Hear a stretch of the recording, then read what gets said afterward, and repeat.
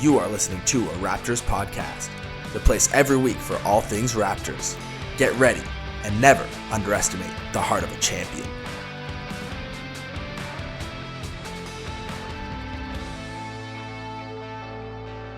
All right, and welcome back to a Raptors podcast. I am your host, as always, Lucky Roberts, and I'm here talking to you after the Raptors lose to the Cavaliers 105-102. It was a one that they scrapped and fought for.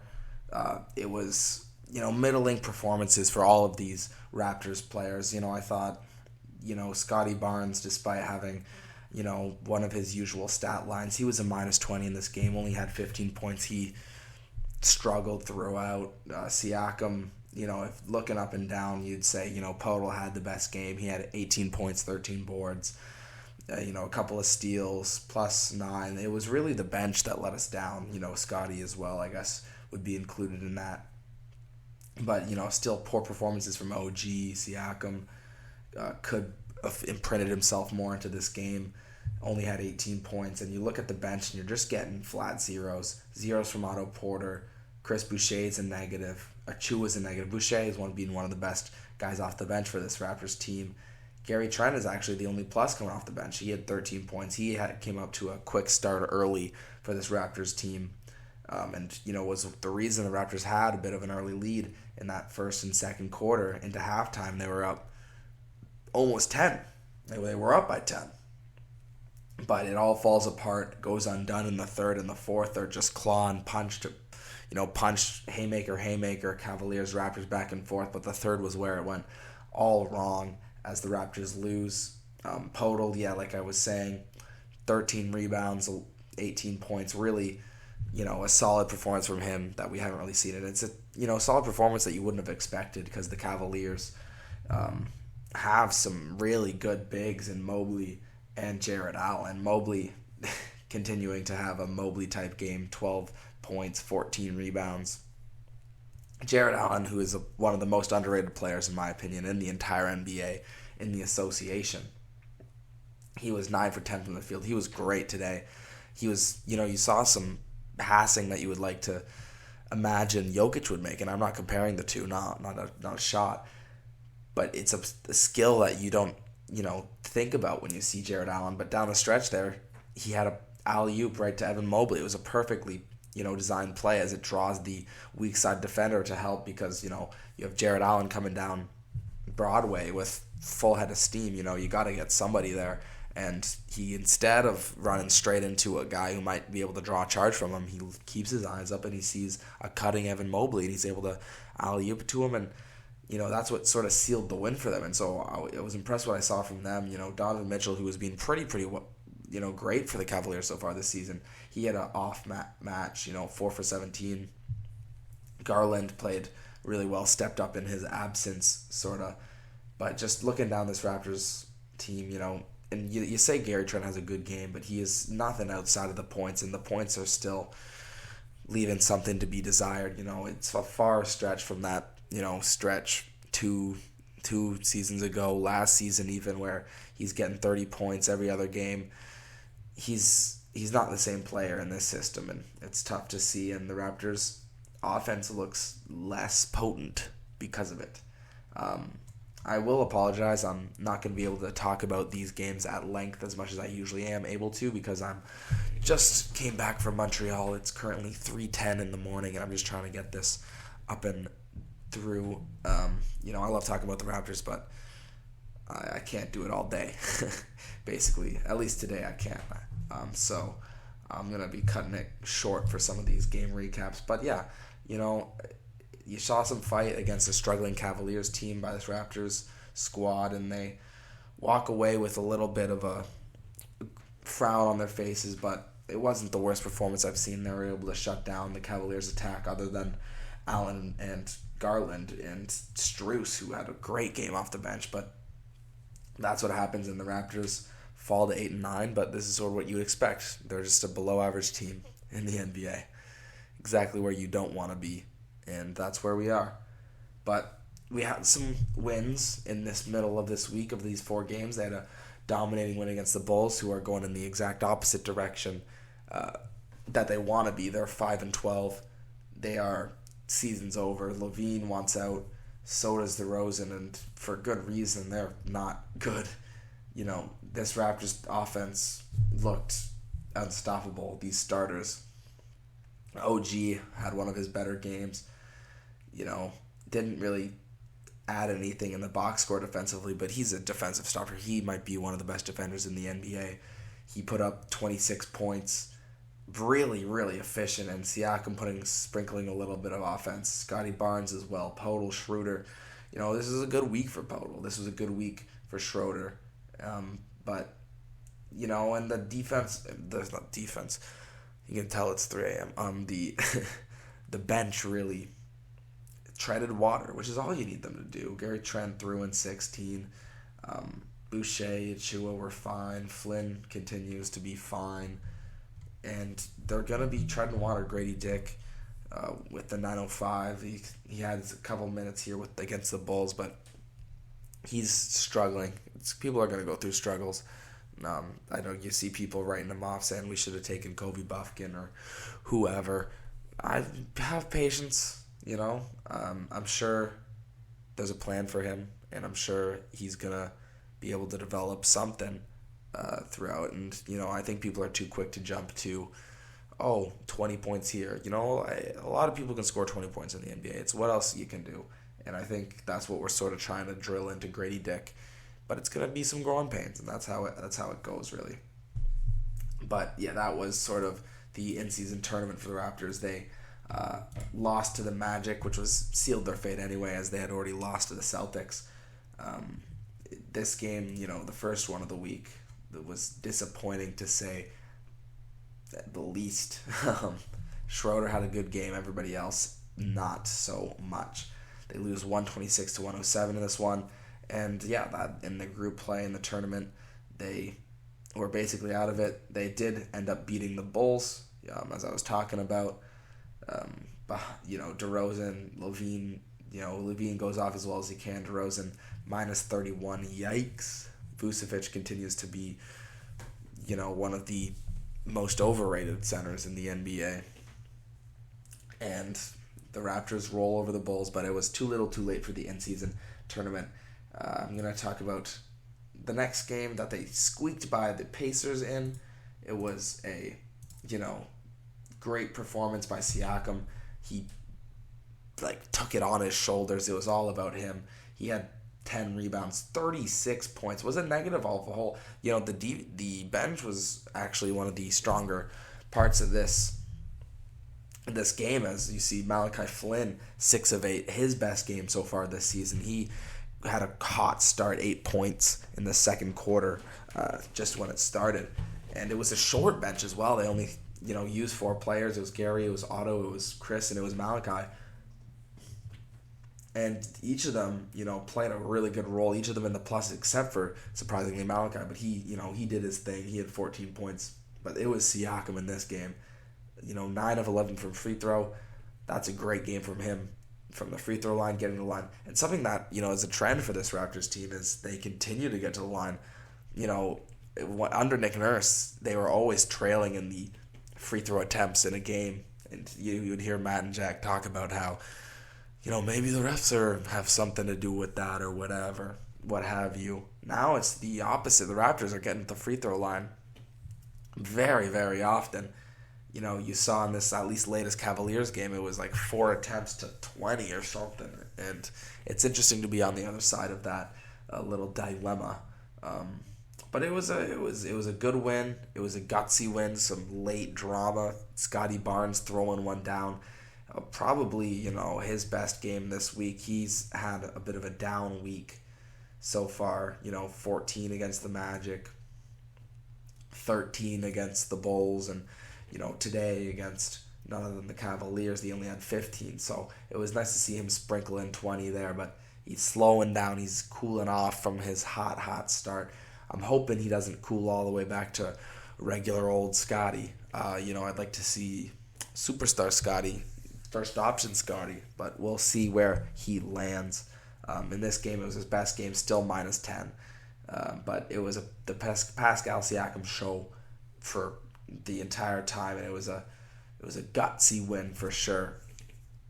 behind a big run in the second quarter, but they took it by 1 point, and it was you know, Buddy Hield had a chance to win this game for the Pacers off of, one of his many, many threes. Tyrese Halliburton also 16 assists. He just racks them up. 33 points as well. Buddy Hield had a chance. Schroeder left him open. Gary Trent missed both free throws down the stretch. And it was Buddy Hield open, a very, very deep three, probably 33 feet. It bounces off the backboard, hits the front of the rim and out. And the Raptors win it by 1 point, squeaking by. And it was a win that they sort of needed, because before they had lost the Magic, and both the Pacers and the Magic have been overachieving young teams, and you'd like to take one game from the two of them, so to be able to take one from the Pacers there, really, really good. And it was all Siakam. You would have wished he was, there against the Magic, but he unfortunately wasn't. He had 16 points, didn't really get anything going rebound-wise, had 8 assists, but other than that, nobody else had anything going other than Schroeder, like I said, and that was our in-season tournament, and it was, it's done as soon as it started. But, I don't really care. I mean, these guys are getting paid. I'm not really in it for the incentive. I think it would have been cool, to be in the quarterfinals, but, I mean, we're not a good team, and that's something that we have to come to terms with. I think the Raptors 7-8 is exactly where we should be at this point in the season. And I do think if that continues, some trades have to be made. And, I don't think we should be trading for a Levine, which is something you've been hearing this week. And it's always going to be, this player is available. Well, the Raptors should trade for them.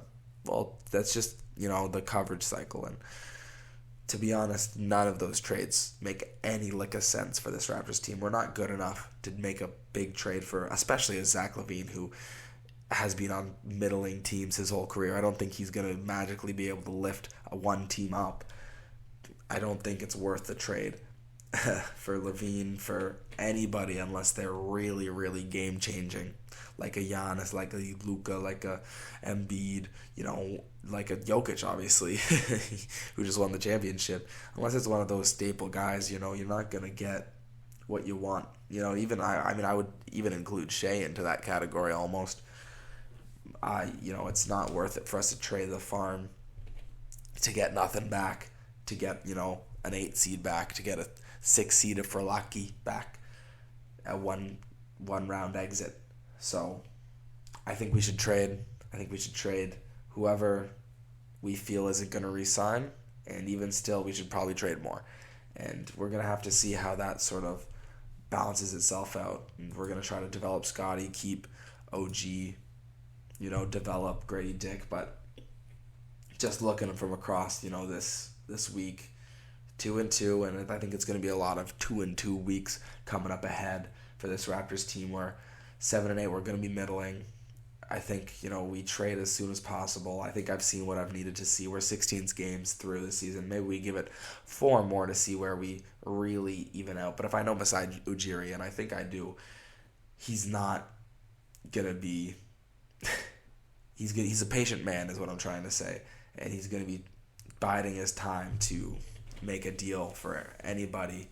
It's probably going to be all trade deadline acquisitions, trade deadlines, departures, which is unfortunate because I think we can get a good pick this season, and I don't think we can compete this season, and I would rather us not be, the same 13th in the lottery odds once again at the end of this one. So we'll have to see how it goes. I apologize once again for having such a short episode this week.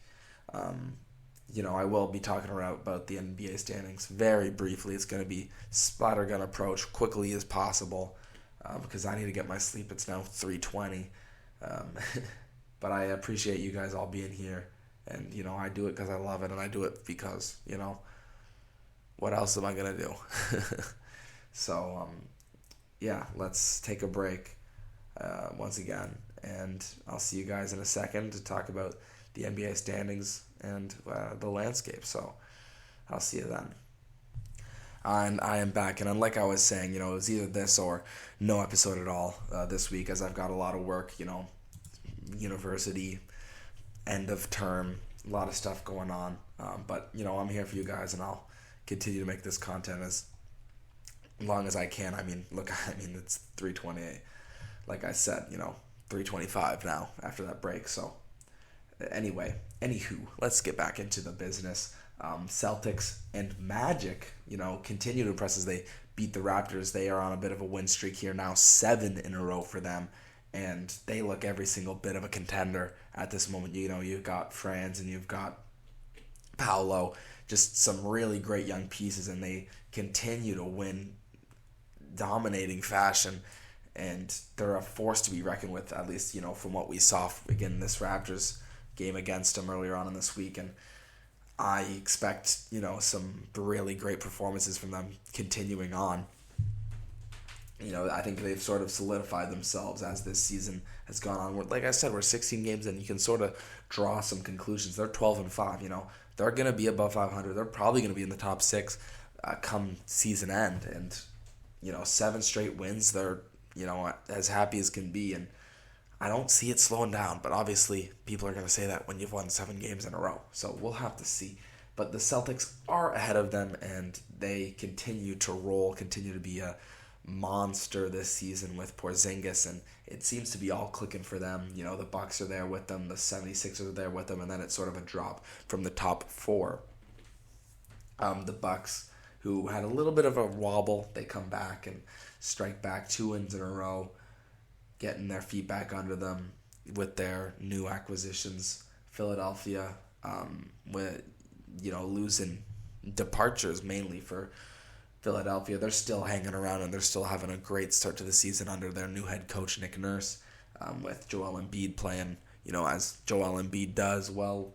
And, you look back down, you got the Pacers, you got the Heat, those 2 teams. I think the Pacers are better than the Heat, and that's why they're in 5th. Heat, I expect to maybe drop down a little bit, but I'm going to say that because I just don't like the Heat. But they're just around hovering where the New York Knicks are, where the Cavs are. And then you sort of see the rest of this, Hawks, Nets, Raptors. Raptors might be able to replace one of the Hawks or Nets. I don't know. I think we might be solidifying ourselves in this 11th seed, which is the worst spot to be if you're an NBA franchise. You're looking below them, and it's Charlotte with 5 wins, about half the wins the Raptors do. And we're not going to be able to maneuver ourselves any lower unless we make a move now. And I don't want that move to be for a star. But, yeah, you've got the Hornets, you got the Bulls, Pistons, and Wizards, sort of the bottom of the barrel in this entire NBA. Pistons have lost now 13 in a row, Wizards 9. It's disgusting stuff. You don't want to be one of those franchises. You don't want to be a fan of one of those franchises, but you'd rather that than 11th in the East, which is where the Raptors currently occupy in the standings. The Nets, the Hawks, Raptors should be better than Nets, but that behooves me anyway. The Hawks, the Cavs, the Knicks, the Heat, maybe even the Pacers are all going to be fighting for positioning, I think, as the top 4 sort of solidify themselves above the rest. But, we'll have to see how it goes. Looking now towards the Western Conference, Timberwolves and Thunder, 2, similar to the Magic, just young teams, and they're continuing to push themselves higher and higher. The Phoenix Suns have won 7 in a row right behind them, out of nowhere, a team that you would have expected to be around there at this point in the season, and finally they get themselves in position of where they should be. The Nuggets went on a little bit of a slide after being top of the conference for the whole season. They'll bounce back though. They're 11-6, same as the Suns, similar to the Thunder and Mavericks. Mavericks, who are 5-5 in their last 10, similar to the Nuggets, had a bit of a slide after their impressive start. But you see, Thunder, Minnesota, young teams starting to push themselves into higher and higher trajectories. And something that's in common is they both have a young, talented player trying to push themselves into stardom. And we'll see who succeeds and see who doesn't. But they're really impressive. Yeah, so you see the Suns, Nuggets, sort of a step below without the young star, but still with the stars and the old stars and a young star, like Luka, who should be pushing themselves higher. And you see other teams who have been playing well, Rockets, Lakers, Kings, all sort of in this mix. You see the Pelicans, the Warriors fighting, outside of the playoffs currently at 9 and 10. I think that I could see them beating up across the Rockets and Lakers. It's a very similar outlook. Maybe the top isn't as good in the Western Conference, but it's similar to what you see in the East. You have the 11th seed, the Clippers, and then it's a complete drop off to the Jazz, the Trailblazers, the Grizzlies, and San Antonio. And those are going to be the bottom 8 teams in this draft, no matter what. The Raptors could get 9th best draft odds, and that's where I think they could be, and I don't really see them going anywhere else. But there's still much season to go, and you look at the Pelicans and the Warriors, they're pretty similar teams. They have the same core for a while now. Rockets, new team, new core. Lakers, mostly the same core. They're 10 and 7, and they continue to piece it together, similar to the Kings and 6 and 7 seeds. It's a big important drop off between the play-in tournament and the playoffs, and it's going to be interesting to see, because I think I can see this going down to the wire, and they're going to be fighting for positioning all season long. And so we will see how that goes. It is now 3:30, and that was the time in my head that I said I would stop talking, so I'm just going to quickly look ahead towards the schedule for this Raptors team upcoming in this upcoming week, and then I'm going to let you guys go. So before I do, they're going to play the Brooklyn Nets on the tomorrow for me, 2 days ago from the last game. And the Nets are a good team, but if we win that, we sort of maybe can push ourselves into the play-in tournament, which is something to look forward to, maybe. And then after that, they play Phoenix the day after. That's looking like a schedule loss. They're playing in New York and then traveling to Toronto the next day. Seems like a schedule loss. And then they play New York back-to-back days, one in Toronto, one in New York. Knicks. Those will be tough games, interesting games. But I'll come back after the first New York game, and then the second one will be a part of the next week. So I got Brooklyn, Phoenix, and New York coming up for the Raptors on the schedule.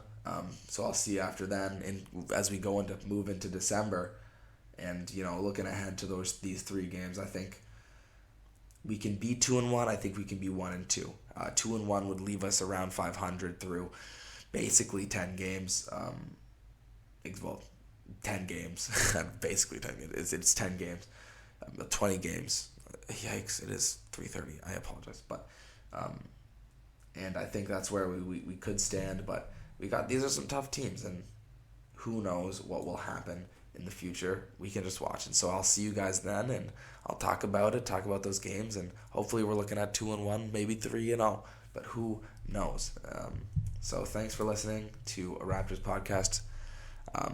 Follow me on Twitter, do what you want. I'm going to go catch some Z's, and I'll be right back with you guys next week, and hopefully we'll have some wins to talk about. So thanks for listening, and I'll see you guys later.